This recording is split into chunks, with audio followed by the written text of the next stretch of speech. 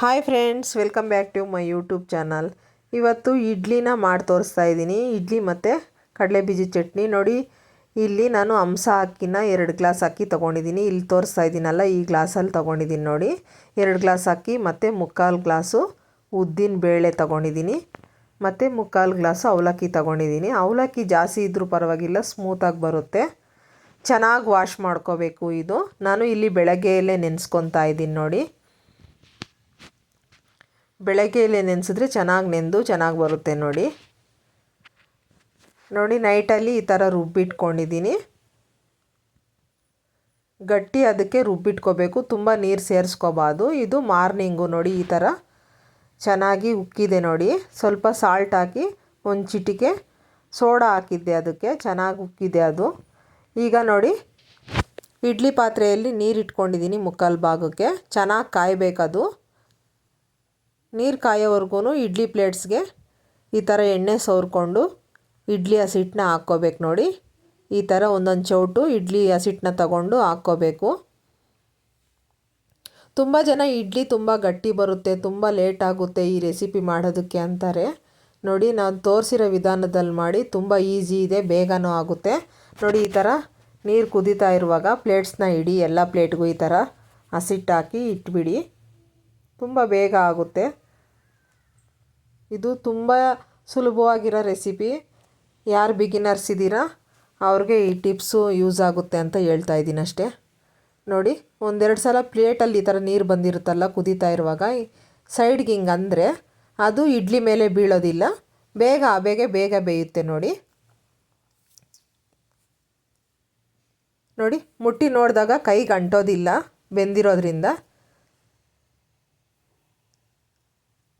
ನೋಡಿ, ಈಗ ಇಡ್ಲಿ ಬೆಂದಿದೆ, ಸೈಡ್ಗೆ ತೆಕ್ಕೊತಾ ಇದ್ದೀನಿ ಪ್ಲೇಟ್ನ.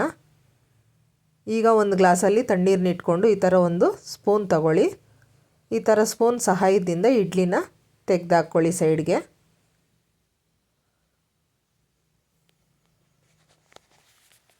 ನೋಡ್ತಾ ಇರ್ಬೋದು ನೀವು ಎಷ್ಟು ಸ್ಮೂತಾಗಿ ಬಂದಿದೆ ಅಂತ. ಬೆಳಗ್ಗೆನೇ ನೆನೆಸಿದ್ರೆ ಅಕ್ಕಿ ಚೆನ್ನಾಗಿ ನೆಂದಿರುತ್ತಲ್ಲ, ಚೆನ್ನಾಗಿ ಬರುತ್ತೆ ಸ್ಮೂತಾಗಿ. ಮೆಜರ್ಮೆಂಟ್ ಮಾತ್ರ ಕರೆಕ್ಟಾಗಿ ಆಗಬೇಕು ಫ್ರೆಂಡ್ಸ್.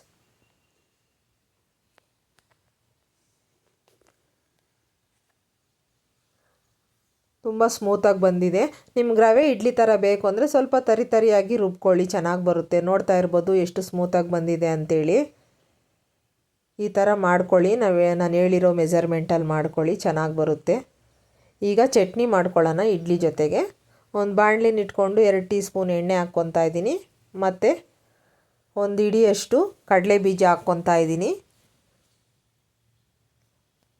ಕಡಲೆ ಬೀಜ ಚೆನ್ನಾಗಿ ಎಣ್ಣೆಯಲ್ಲಿ ಫ್ರೈ ಮಾಡ್ಕೋಬೇಕು, ಕೆಂಬಣ್ಣ ಬರೋವರೆಗೂ. ನೋಡಿ, ಈಗ ಫ್ರೈ ಆಗಿದೆ, ಸೈಡ್ಗೆ ಇಟ್ಕೊತಾ ಇದ್ದೀನಿ ಕಡಲೆ ಬೀಜನ.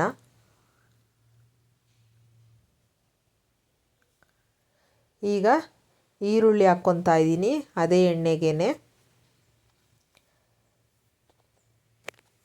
ಸ್ವಲ್ಪ ಕರಿಬೇವು ಮತ್ತು ಬೆಳ್ಳುಳ್ಳಿ,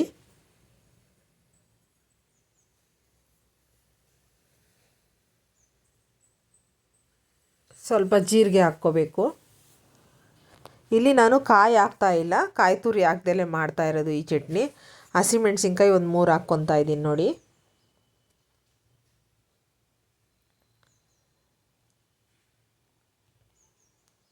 ಚೆನ್ನಾಗಿ ಫ್ರೈ ಮಾಡಬೇಕು ಎಣ್ಣೆಯಲ್ಲಿ. ಈಗ ಸ್ವಲ್ಪ ಜೀರಿಗೆ ಸೇರಿಸ್ಕೊತಾ ಇದ್ದೀನಿ. ಇವೆಲ್ಲವನ್ನು ಚೆನ್ನಾಗಿ ಫ್ರೈ ಮಾಡಿ ಆರಿದ್ಮೇಲೆ ಮಿಕ್ಸಿಗೆ ಹಾಕ್ಕೋಬೇಕು.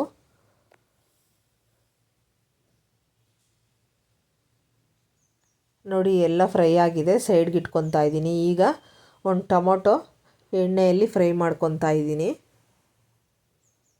ಈಗ ಟೊಮೊಟೊನೂ ಫ್ರೈ ಆಗಿದೆ. ನೋಡಿ, ಎಲ್ಲ ಆರಿದ್ಮೇಲೆ ಮಿಕ್ಸಿ ಜಾರ್ಗೆ ಹಾಕ್ಕೊಂಡು ಸ್ವಲ್ಪ ನೀರು ಸೇರಿಸ್ಕೊಂಡು ರುಬ್ಕೊಳ್ಳಿ. ಇದಕ್ಕೆ ಒಗ್ಗರಣೆ ಕೂಡ ಬೇಕಿಲ್ಲ, ಯಾಕಂದರೆ ಎಣ್ಣೆಯಲ್ಲಿ ಫ್ರೈ ಮಾಡಿರ್ತೀವಲ್ಲ, ತುಂಬ ಚೆನ್ನಾಗಿರುತ್ತೆ ಇದು.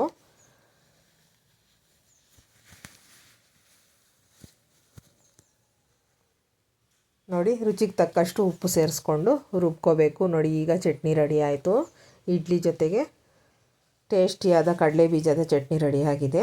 ಹೇಗೆ ಬಂತು ಅಂತ ನೀವು ಕೂಡ ಮಾಡಿ ಕಮೆಂಟಲ್ಲಿ ತಿಳಿಸಿ.